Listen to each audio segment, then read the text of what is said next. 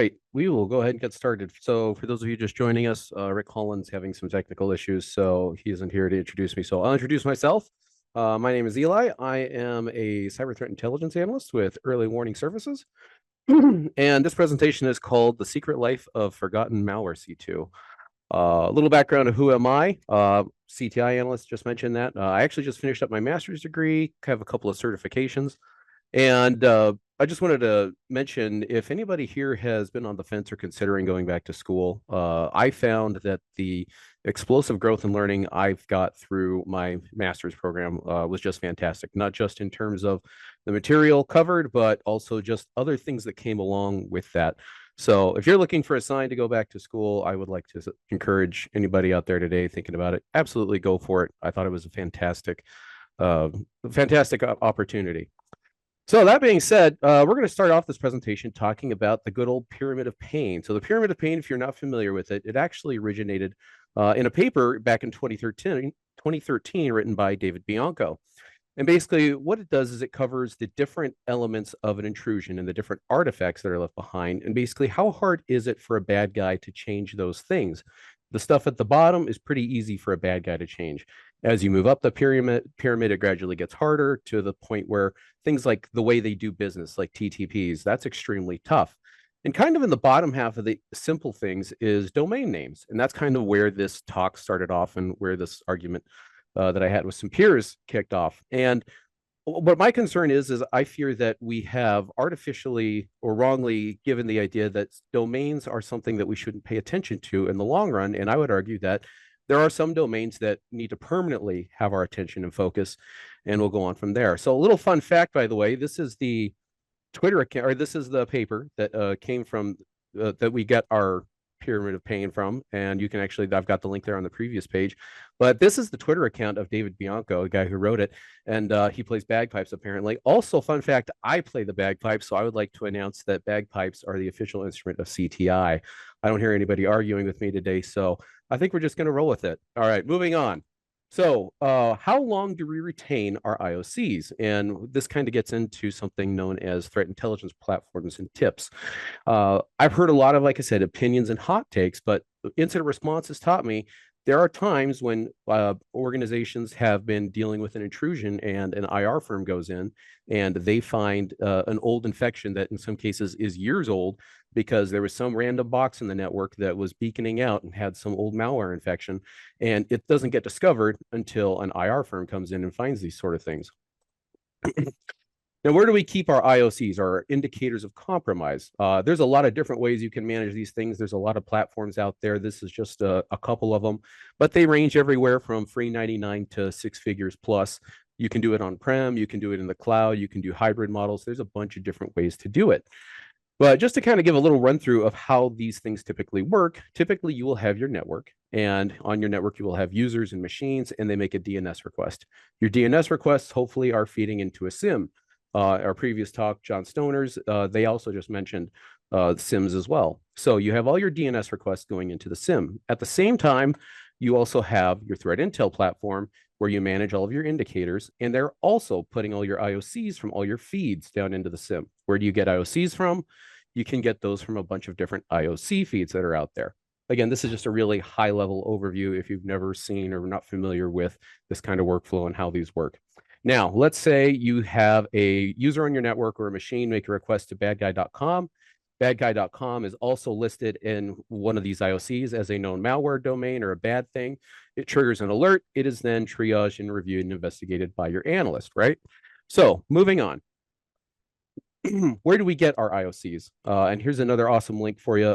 Bert Jant has a great GitHub with tons of resources, but he's got literally dozens of free IOC feeds you can go get. So if you're not sure where to go look for these, yeah, check it out. It's fantastic. But if you go look at one of those IOC feeds, this is kind of what it looks like. It's a description of what is the IOC feed. In this case, abuse CH, it's botnet C2 IP blacklist, and you can go hit that URL and you can download the CSV. You download that CSV and you get something like this. What date it was first seen, the destination IP or the bad IP that we're worried about, as well as an associated port if it's relevant. So that's more or less what an IOC is, how you can get them, what they look like under the hood here. So one day I'm sitting there in the desert here in Phoenix in my kilt playing bagpipes, and I have an idea. I said, let's buy some old domains. Let's see who's contacting them, and we can say definitively if old infections are still calling home. So July 24th, 2022, the wife and kids were out of town with the in-laws. I was left alone by myself with a credit card, and I went and I bought like a dozen domains or so. As I said, all right, it's research time. And then nothing. The challenge. I had this great idea, but I didn't know what to do with it. And I figured, yeah, I could take the time to go learn how to spin up some servers and start monitoring all these things, but that just takes time that frankly I just didn't have at that point, especially with going back to school and everything else. So I did what we all do in InfoSec. I have a great idea, I have a passion project, I buy a bunch of domains, and then I just sit on them and I just pay my renewal fees every year, saying someday I'll get around to that. Fast forward to one morning, about a year and a half later, November 22nd, I get this nice little letter. Hi, hello, Eli. We are contacting you from organization regarding your account. Your domain Pandorasong is doing forbidden things. And it specifically says you will not use our services in a manner that contains viruses, Trojans, worms, things like that. And I said, well, hold on a second. No, that can't be. Like, no, all I was doing at this point is honestly, I was just redirecting it to my LinkedIn because I figured if anybody was looking into this as well, they would see that, they would hit me up, we could chat, kind of go from there, right? So I respond back and I start arguing with them. And as we all know, arguing on the internet rarely goes well. I explained what I was doing. They did not care. I told them that I suspected the threat actor actually might be trying to reclaim my old domain. They did not care. I explained I was redirecting it to my LinkedIn for the lulls, and guess what? They did not care. So finally, I just gave up. I null routed everything. I turned it off for 48 hours. They said, cool, looks good. You've fixed the issue. I said, all right, you're welcome. 48 hours later, I turned it back on, and guess what? They did not care. So, moral of the story is they don't care. Why did this trigger now, though? That was the big question I had. What happened that this suddenly my little URL here was getting so much attention? Well, time to do some OSINT, right? Go hit virus total. Sure enough, we see 8 hours ago, somebody updated it and reported it to virus total as a known bad indicator again. And they have a little explanation about how they saw it involved with Cobalt Strike and did some digging. And I was able to determine that, yeah, it looks like a French IR firm probably came across this during an incident response and reported it to virus total as well as to my registrar. And hence why I got the notification there that it was involved in some bad things. Yes, I know it was involved in bad things. There's actually articles going back over a half a decade how this domain has been involved in bad things. So needless to say, I took this as confirmation that my theory was now very plausible and it's time to do something about it. Well, what now? Basically TLDR, timing came together perfectly where March 14th, 2023, GPT-4 came along, and I found out was the perfect companion. Well, maybe not the perfect companion, but it was a good enough companion to help me build projects.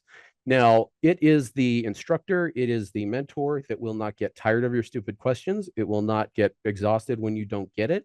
It will just keep giving you the answers. Now, keep in mind, I will admit that, yeah, it doesn't always give you the right answers the first time. So you may need to be patient with it as well.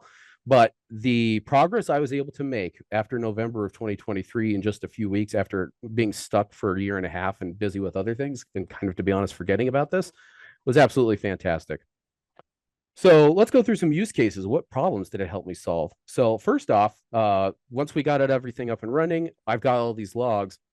Great. Now what? What do I do with all these logs? So I set up a little home version of Splunk, but before I could do that, I had all these different log files every single day. And I said, hey, can you go through, write a bash script that will get a count of all the domains from all these different logs? So it does. And here we go. We're putting together a cool little bash script. It pops it out. I run it, and this is the output I get. So I've got a bunch of domains. I've got, some counts, but you can see that the data isn't normalized. And so we've got a lot of variation there. Sometimes it's www dot domain. Sometimes it's domain : port and the count. So a lot of issues here. So again, this is very iterative, very back and forth to develop it and build it out. So I take it back and I say, take all these domains, and I gave it an example of the output of the data and to show it what was going on. And I said, hey, normalize the data and then combine all the domains and give me a count for each domain. Ta-da, we've got ourselves some data. This I can work with. This is much better now, right? Well, I said, that's cool. How far can we go with this? So I said, that turned out great. Now, can you create like a little GUI looking thing that will show bars for how high the counts are for each? Like a good little CTI analyst, we want to visualize our data.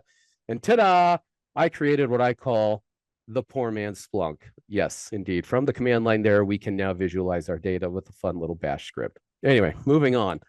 What other good things can we do? So I've got all this data coming in. I could take the time to normalize it to make sure it's SIM compliant going into my little home version of Splunk. And I said, no, we're gonna try this a little different. Can you just write a regex that will parse this data out for me? So sure enough, it puts together a little regex, parses it out, and bam, now we've got nice little clean counts of all our domains, and the logs and the data is getting cleaned up pretty nice. All right, we're in business.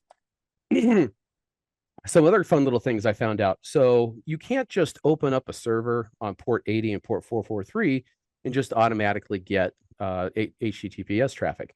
You also have to have a cert to go with it. Well, then I found out there's this thing called certbot that will automatically get you a cert from Let's Encrypt. But I had at this point like 24 domains. So I said, hey, if I just give you this list of domains, can you write a bash script to automatically go through and create certs for every single domain? Sure enough, that's exactly what it did. Sweet. All right. Again, the ability for this to take what would have been a time-consuming process of trying to figure out how to get this bash script right and going back and forth versus just saying, hey, this is my domains, or this is my list of domains. Can you just pop out a bash script that will automatically add certs to it? It saved me who knows how many hours and weeks, but it was fantastic. So ta-da, we've got data. It's working great. It's looking great. And I went through and I also tagged the malware that was associated with each domain. So you could see TryTravLife was associated with the Gozi malware, and the threat actor group was Evil Corp. And the year that they were last reported active was 2020, or at least this particular domain in malware. That's the report I got it from. So you kind of see that I had stuff going back now, heck, as far back as 2015 with APT30 stuff. So let's go through those logs now. Let's see what's in there. So this is a fun little report from 2018 from Mandiant called Not So Cozy, an uncomfortable examination of a suspected APT29, aka Cozy Bear. What are they up to? And there's a link to the URL for the report here from Google Mandiant now. But basically, what we should be saying is if a machine is looking for C2 from Pandorasong, we should see some sort of get/access/version and a big long string. All right, let's go through the logs. Let's see if it's in there. Jackpot. Sure enough, that is exactly what we're seeing. We're seeing a whole bunch of different IPs and folks reaching out and doing exactly that. They're doing the get, they're doing access, version. So yeah, so far I'm feeling pretty good about my theory. I think we're kind of proving it right. So I go on and I'm able to get a whole bunch of data and metrics about who's reaching out and who's calling home. I have another version of this presentation where I was able to show all this in preparation for this. I was kind of told maybe we don't want to like name and shame organizations, but needless to say, there's a lot of folks out there with a lot of stuff that's still calling home, right? So this is extremely reassuring to know, hey, my theory was working out. So digging around on this some more, I found that I would see multiple IPs reaching out to the same URI, but I wouldn't see the same URI hitting or coming from multiple IPs, or yeah, multiple IPs calling out to the same URI. When I looked at this over the month, I never saw the same URI repeated. It was always unique. So there was one instance where that wasn't quite the case, but we can dig more into that later. So I also started to see a ton of this good old spray and pray. Anybody who's ever looked at logs and seen a bunch of WP dash stuff, you're probably familiar with this. This is somebody trying to compromise WordPress plugins. WordPress plugins have been known to have a lot of issues, and a lot of websites are compromised via WordPress plugins. They're then used for phishing and a whole bunch of other stuff. But going through my logs, I found that the count on the left is just initially what I saw with each domain. The count on the right is just what percent I was seeing that involved WP dash get requests for those domains. So I went through and I deleted everything that was a WP dash, like WP dash admin, WP dash content, and I immediately saw a 40% drop in my logs. So that was just kind of insane to see those kind of numbers and those stats just immediately clean out about half the traffic that I was examining. Doing some more digging, I start to see a bunch of these weird JPEG requests. I said, huh, okay, that seems a little odd. I don't have any JPEGs up on this server. Why would somebody be reaching out looking for a JPEG? So go looking to see what is associated with that. It's always, whenever I see a JPEG request, it was always associated with one of these three domains. And they were all associated with Gozi and the group called Evil Corp. More on this in a minute. Gets kind of interesting. So who's requesting these JPEGs? And this one I feel okay, Sharon, because we can see that it's Tor exit node. Okay, Tor exit node, Tor exit. In fact, it's like all Tor exit nodes. The one at the bottom, this is a Tor exit. Overall, that's a lot of Tor that we're seeing. So go looking into how did this malware work. And well, before we get to that, did a time chart visualization just to see is there any sort of correlation between the different domains. And sure enough, we see pretty much they all spike and they all drop at exactly the same times. So it's pretty comfortable to say at this point that there's some sort of central activity going on with Gozi. I'm guessing there's possibly infected machines being routed through Tor exit nodes. And so sure enough, we go looking and we have some research here from Checkpoint from 2020 that says exactly that. Basically, Gozi at the time was doing CNC communication over the Tor network. Well, how about that? We are looking at a whole bunch of stuff associated with Gozi, and we're looking at a whole bunch of source traffic coming from the Tor network. Here we are 4 years later, and it looks like there's still a lot of infected assets calling home. Not only that, it gets better. The report there from Checkpoint had a lot of great detail because they did some phenomenal reverse engineering of this malware. But they say that the images / string.jpg is the request to get a new config. Well, that kind of makes sense because this botnet's been offline now for a couple of years, ever since the old registration died, right? And ever since it was publicly outed and named and shamed.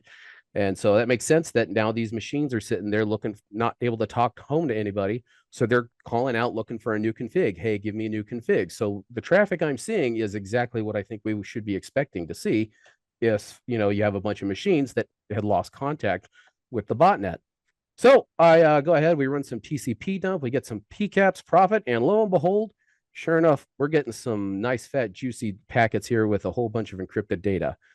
Problem is it's encrypted. And that's where the story ends.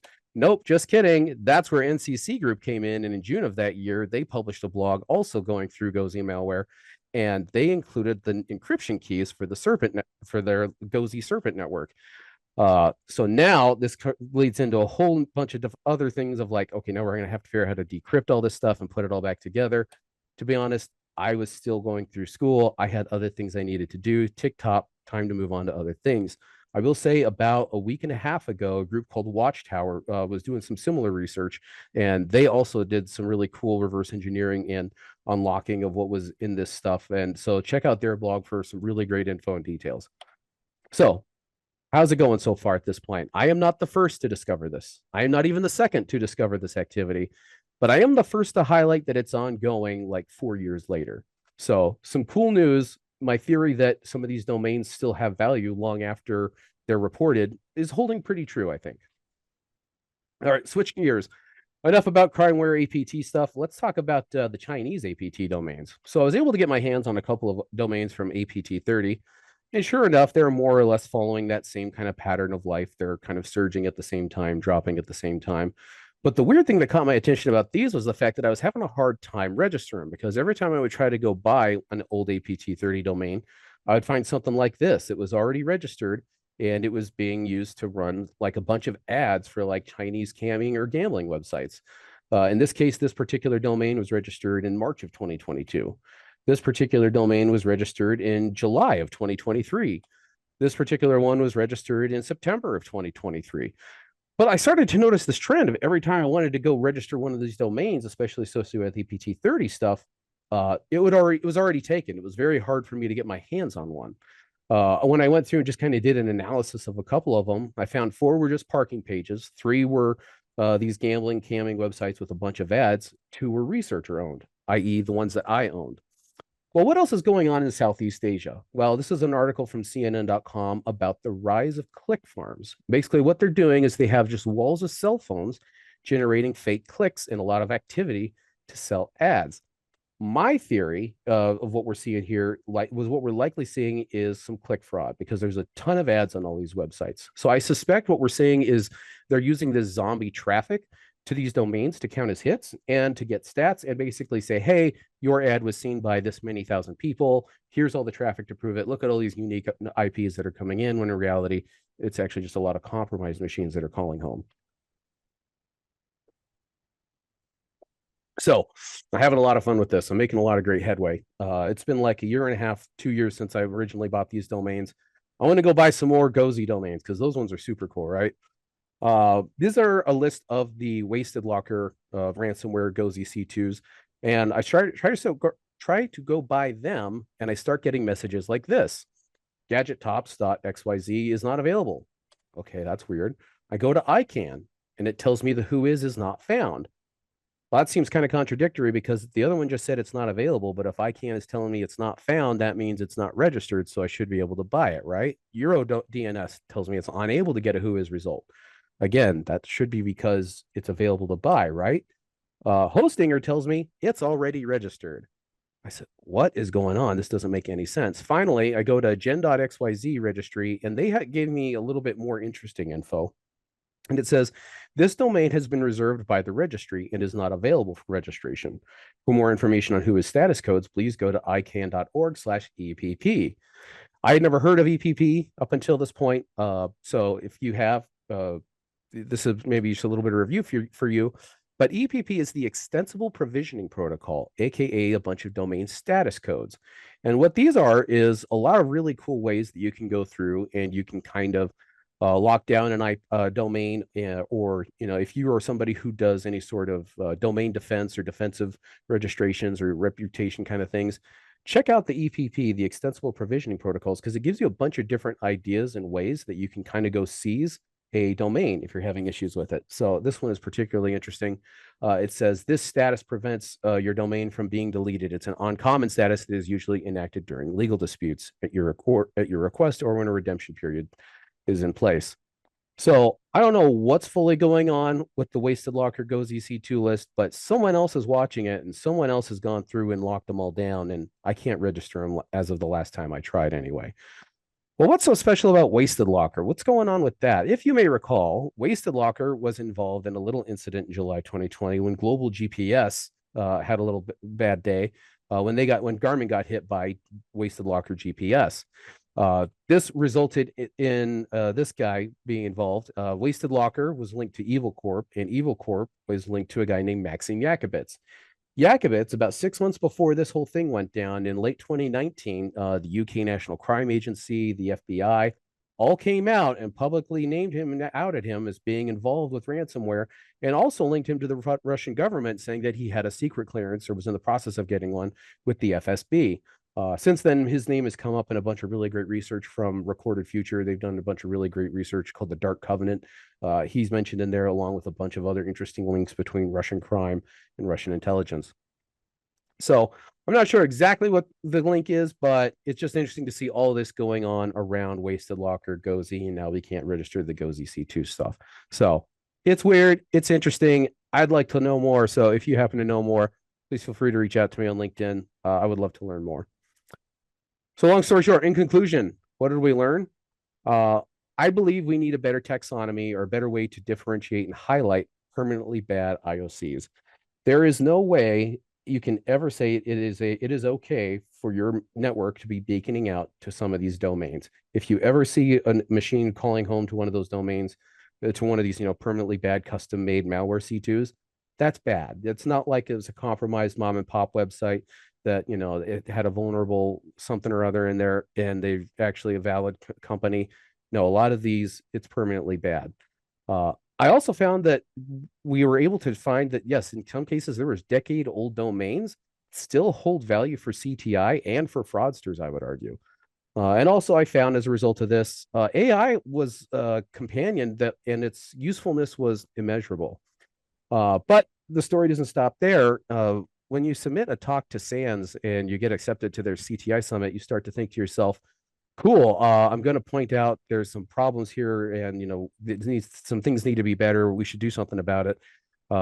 it's better to leave it on a good note and say, so here's an idea of how we can fix it going forward. So I got to thinking, if only there was an organization that could act like a permanent threat intel platform that permanently keeps track of all domains. Well, we kind of have that already with ICANN, right? They're keeping track of if domains are registered or not. So what I'm working on is an RFC to create a permanent mal domain blacklist, and the specifics on how you could notify organizations, whether it's DNS record or what.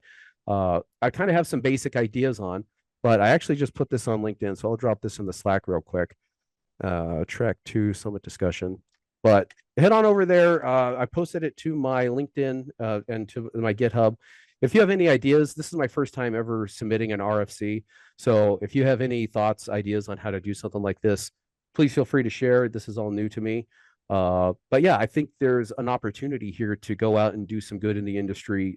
And who knows, maybe in a year or two, I can come back here with a CTI talk on getting a CTI focused RFC through and getting a permanent mal domain block list up and running. That being said, thank you, Sands, and thank you to the board for accepting this presentation. This has been super fun and a super cool opportunity. And with that, I will turn it back over to you.